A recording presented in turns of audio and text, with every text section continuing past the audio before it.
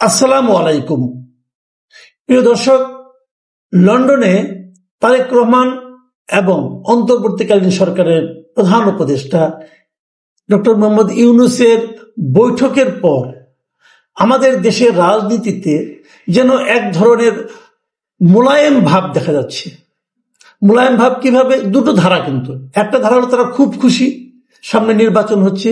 এই খুশির জগতে আছেন বিএনপি এবং তাদের অনুগত রাজনৈতিক দলগুলো। আরেক দল, আরেক পক্ষ জামাত ইসলাম, এনসিপি, এরা বলছেন যে নির্বাচনের ডেট নিয়ে তাদের কোনো আপত্তি নেই, বৈঠক নিয়েও তাদের কোনো আপত্তি নেই। তাদের আপত্তি হলো একটিমাত্র রাজনৈতিক দলের সঙ্গে বৈঠক করার মাধ্যমে নির্বাচনের তারিখ কিভাবে চেঞ্জ হচ্ছে এটা নিয়ে। এই জায়গায় তারা ডক্টর ইউনূসের বিরোধিতা করছেন। এই দু ধারা নিয়ে আমি গতকালকে কিছু কথা বলেছি, সেটা নিয়ে আজকে আর রিপিট করতে চাই না। বাট আমি যেটা বলতে চাচ্ছি সেটা হলো বিএনপির রাজনীতিটা আমি অনুধাবন করার চেষ্টা করছি। বিএনপির রাজনীতিটা আসলে কি? বিএনপি কিন্তু মুখে বলে তারা জনগণের রাজনীতি করে, আমরাও সেটা বিশ্বাস করতে চাই। প্রত্যেকটা রাজনৈতিক দলই জনগণের রাজনীতি করবে, এটাই তো আমরা চাই। বিএনপিও তাই চায়, আমরা এটা বিশ্বাস করতে চাই। কিন্তু প্রশ্ন হচ্ছে, তাহলে এক নির্বাচনের তারিখ ঘোষণার পর বিএনপি যদি তাদের সঙ্গে এই সরকারের যে সমস্ত ক্ষেত্রে বিরোধ ছিল সেই বিরোধগুলির থেকে সরে আসে, তাহলে আমাদের বুঝতে হবে দুটো জিনিস। একটা জিনিস হলো তাহলে বিরোধটা ঠিক ছিল না, অথবা নির্বাচনটাই মূল লক্ষ্য ছিল। এখানে জনগণ কোথায়? আমি আবারও একটু ব্যাখ্যা করে বলি। বিএনপির সঙ্গে এই সরকারের বেশ কিছু বিষয়ে কিন্তু বিরোধ ছিল। তারা মুখে বলতো তারা এই সরকারকে সমর্থন করে, কিন্তু সরকারের বিভিন্ন কর্মকাণ্ডে তাদের আপত্তি ছিল। আমি মোটা দাগে কয়েকটা ঘটনা বলি। যেমন ধরেন, বন্দরের একটা টার্মিনালকে বিদেশি একটা কোম্পানির কাছে লিজে দেওয়ার ব্যাপারটা, এটা নিয়ে তাদের আপত্তি। তারপরে আপনার রাখাইনকে করিডোর দেওয়ার ব্যাপারটা নিয়ে তাদের প্রবল আপত্তি, এবং এই আপত্তির প্রেক্ষিতে তারা একজন উপদেষ্টার পদত্যাগ পর্যন্ত চেয়েছে।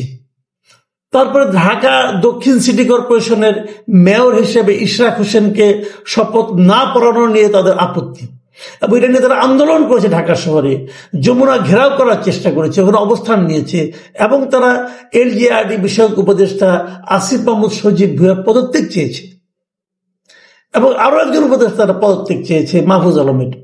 এই যে বিষয়গুলো, এই বিষয়গুলো কি কেবল রাজনৈতিক ছিল? এই বিষয়গুলোর সঙ্গে কি জনগণের চাহিদা, জনগণের প্রত্যাশার কোনো সম্পর্ক ছিল না? ছিল। বিএনপি যখন বলে যে আমরা জনগণের রাজনীতি করি, তখন আমি বলতে চাই, আমি বিশ্বাস করতে চাই যে এই প্রত্যেকটা দাবির সঙ্গে জনগণের দাবি, এটা জনগণের দাবি বলেই বিএনপি এই দাবিগুলো সরকারের কাছে উত্থাপন করেছিল।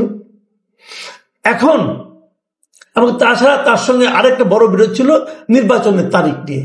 বিএনপি বারবার বলছিল নির্বাচনের তারিখ, নির্বাচন হতে হবে ডিসেম্বর কিংবা তার আগে, আর সরকার বলছিল নির্বাচন হবে এপ্রিলে।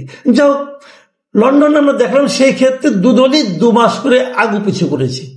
বিএনপি 2 মাস পিছিয়েছে, সরকার ইউনূস সাহেব 2 মাস এগিয়েছেন। সব মিলে ফেব্রুয়ারিতে হবে বলে বিএনপি নেতারা বিশ্বাস করছেন। যদিও আমার এটা বিশ্বাস না, আমি অবিশ্বাসী লোক, কি করব। আমার কাছে মনে হয়েছে যেভাবে বাক্য শব্দ চয়ন করা হয়েছে সেখানে কোথাও স্পষ্ট করে বলা হয়নি যে ফেব্রুয়ারিতে নির্বাচন হবে, বরঞ্চ সেই যৌথ বিবৃতিতে এটাই বলা হয়েছে যে প্রধানমন্ত্রী ঘোষণা করেছেন নির্বাচন হবে এপ্রিলে, তবে যদি এটা হয় তাহলে হতেও পারে, এইভাবে জিনিসটা বলা হয়েছে। যে তাতেও বিএনপির নেতারা খুশি, তাদের খুশি নিয়ে আমার কোনো আপত্তি নাই। কেউ অল্পে খুশি, কেউ কোনো কিছুতেও নাও খুশি হতে পারে, এটা কোনো ব্যাপার না, এটা নিয়ে আমার কোনো আপত্তি নেই। কিন্তু আমার আপত্তি হলো, আজকে একটা রিপোর্ট পড়লাম আমি সমকাল পত্রিকায়, তার শিরোনাম হলো সরকারের বিষয়ে নমনীয় থাকবে বিএনপি। এখানে বিএনপির বেশ কয়েকজন নেতার উদ্ধৃতি দেওয়া হয়েছে, এবং সেখানে এক একজন নেতা এক একভাবে কথা বলেছেন। যেমন ধরুন, তারা বলেছেন যে এই করিডোর নিয়ে অথবা ওই বন্দর নিয়ে তারা আর অতটা উচ্চকিত হবেন না। ইশরাক সাহেবের শপথ নিয়েও তারা আর অতটা বাড়াবাড়ি করবেন না।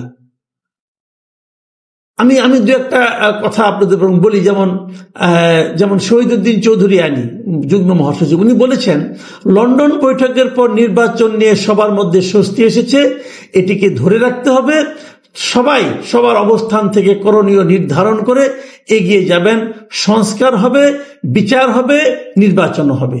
উনি বলছেন এই তিনটাই হবে, ফেব্রুয়ারির মধ্যে হবে। ফেব্রুয়ারির মধ্যে যদি নির্বাচন হয় তাহলে নভেম্বর মাসে নির্বাচনের তফসিল ঘোষণা করতে হয়। নভেম্বরের তফসিল ঘোষণা করলে তখনকার মধ্যে সময়ের মধ্যে কি সংস্কার সম্ভব হবে, বিচার হবে, নির্বাচন হবে। আমি অ্যানি সাহেবকে বলতে চাই, ভাই আপনি নিশ্চিত থাকেন এই তিনটাই হবে না। বিচার এবং সংস্কার নভেম্বরের মধ্যে হবে না ভাই, এটা কোনো স্কোপই নাই। আপনি কাকে সন্তুষ্ট করলেন, কাকে বুঝাইলেন যে হবে হবে হবে, আমি বুঝতে পারলাম না। যা হোক, উনি তো বলেছেন কোনো সমস্যা নাই। বিএনপির স্থায়ী কমিটির সদস্য সালাউদ্দিন আহমেদ সাহেব, ওনার কথাটাকে আমি খুবই গুরুত্ব দিচ্ছি। উনি অনেক কিছু বলেছেন, আমি দুই একটা জিনিস খেলে বলি। উনি বলেছেন যে লন্ডন বৈঠকটি ছিল যুগান্তকারী ও জাতির জন্য দিক নির্দেশনামূলক। এই বৈঠকে গণতন্ত্রের বিজয় হয়েছে, জাতি দীর্ঘ আন্দোলন সংগ্রামের মধ্য দিয়ে ভোটাধিকার প্রয়োগের জন্য অপেক্ষমান ছিল, সে অপেক্ষার অবসান হতে চলেছে। খুবই আশাবাদী বক্তব্য, সমস্যা নাই। তারপরে বলেছেন politics is an art of compromise, অর্থাৎ রাজনীতি আপোষের শিল্প। এই কথাটি আমরা অনুসরণ করেছি। জনাব সালাউদ্দিন আহমেদ সাহেবের সঙ্গে আমার এই ব্যাপারে একটু ব্যাখ্যা দরকার। আর্ট অফ কম্প্রোমাইজ, পলিটিক্স কোথায় পেয়েছেন ভাই এটা? আপনি কার সঙ্গে আপনি কম্প্রোমাইজ করবেন? পলিটিক্স কি অন্যায়ের সঙ্গে কম্প্রোমাইজ করে? পলিটিক্স কি অযুক্তির সঙ্গে, মানে যেখানে কোনো যুক্তি নেই, যুক্তিহীনতার সঙ্গে কম্প্রোমাইজ করে? পলিটিক্স কি স্বৈরতন্ত্রের সঙ্গে কম্প্রোমাইজ করে? একটা মুখস্থ বাণী দিয়ে দিলেন ভাই আপনি। কার সঙ্গে কম্প্রোমাইজ করে পলিটিক্স? আপনি বলতে পারতেন নির্বাচনের ডেট নিয়ে আমরা একটা কম্প্রোমাইজ এসেছি, আপনারা এসেছেন, কিন্তু আপনারা জাতির পালস কি টের পান? যখন আপনারা ডিসেম্বরে যখন আন্দোলন করেছেন তখন কি জাতির পালস টের পান নাই? তখন কি আপনাদের নিতান্ত ঘরে বসে কোনো একটা ডেট ঘোষণা ছিল? ঘরে বসে যার ইচ্ছে হলে বলে দিলেন ডিসেম্বর, আবার ইচ্ছে হলে বলে দিলেন ফেব্রুয়ারি। ডিসেম্বর নয় কেন? ব্যাখ্যাটা জাতিকে দিয়েছেন, বুঝিয়েছেন আপনারা। অথবা ফেব্রুয়ারি কেন অবশ্যম্ভাবী, এটাও কি আপনারা জাতিকে বুঝিয়েছেন? ডক্টর ইউনুস যখন এপ্রিল মাস বলে তখন আমরা আপত্তি করেছি, আমরা বলেছি ডক্টর ইউনুস কেন এটাকে ব্যাখ্যা দিচ্ছেন না যে হোয়াই এপ্রিল। দেন আমাদের কোশ্চেন হলো হোয়াই ফেব্রুয়ারি। এটা কি আপনি এবং ইউনুস সাহেবের মধ্যে খেলা? এই খেলায় আমরা কেউ না। বোঝান আমাদেরকে, আমরা বুঝতে চাই কেন কম্প্রোমাইজ করছেন আপনি, কিসের কারণে কম্প্রোমাইজ করছেন। আমার কাছে খুব ইন্টারেস্টিং লেগেছে ওনার আরেকটা বক্তব্য, সেই বক্তব্যটা বলেই আমি আমার আজকে আলোচনা শেষ করব। উনি বলেছেন আমরা ভবিষ্যতে রাষ্ট্র পরিচালনার ক্ষেত্রে জাতি গঠনের প্রক্রিয়ায় ডক্টর মোহাম্মদ ইউনূসের অভিজ্ঞতা ও পরামর্শকে কাজে লাগানোর আগ্রহ প্রকাশ করেছি। প্রিয় দর্শক, খেয়াল করেন, ওনারা রাষ্ট্র পরিচালনার ক্ষেত্রে জাতি গঠনের প্রক্রিয়ায় ডক্টর মোহাম্মদ ইউনূসকে কাজে লাগানোর আগ্রহ প্রকাশ করেছেন। কার কাছে করেছেন? ডক্টর ইউনূসের কাছে করেছেন। কখন করেছেন?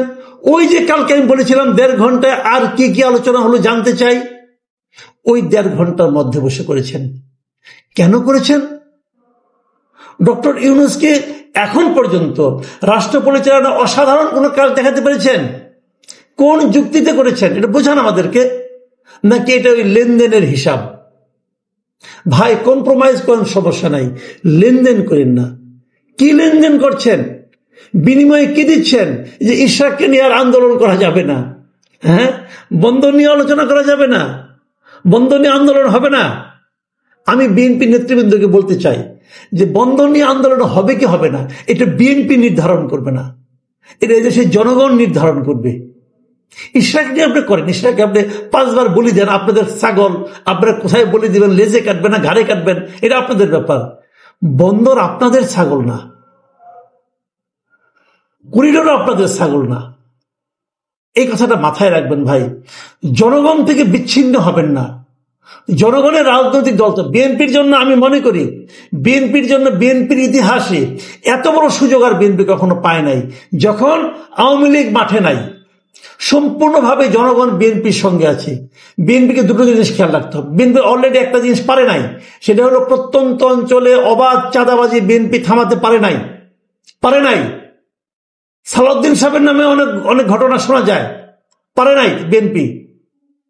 অনেক বড় নেতা অনেক ঝামেলায় আছেন, এটা পারে নাই। আরো বিচ্ছিন্ন হয়ে যায় না।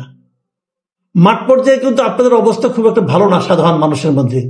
ওটা নিয়ন্ত্রণ করার চেষ্টা করেন, উপরের দিকে নিয়ন্ত্রণ করার দরকার নাই। ইলেকশন ইউনূস সাহেব নিজের তাগিদেই দিবেন। যা হোক, তারপরে ইউনূস সাহেবকে নিয়ে আপনারা স্বপ্ন দেখেন, এই স্বপ্নেরও ভূমিকা আছে। ইউনূস সাহেবকে ব্যবহার করা যাবে না আমি তা মনে করি না, কিন্তু এত 10 মাসে তো দেখেছি ইউনূস সাহেব ব্যবহার হওয়ার লোক না, উল্টা উনি ব্যবহার করে ছেড়ে দেন।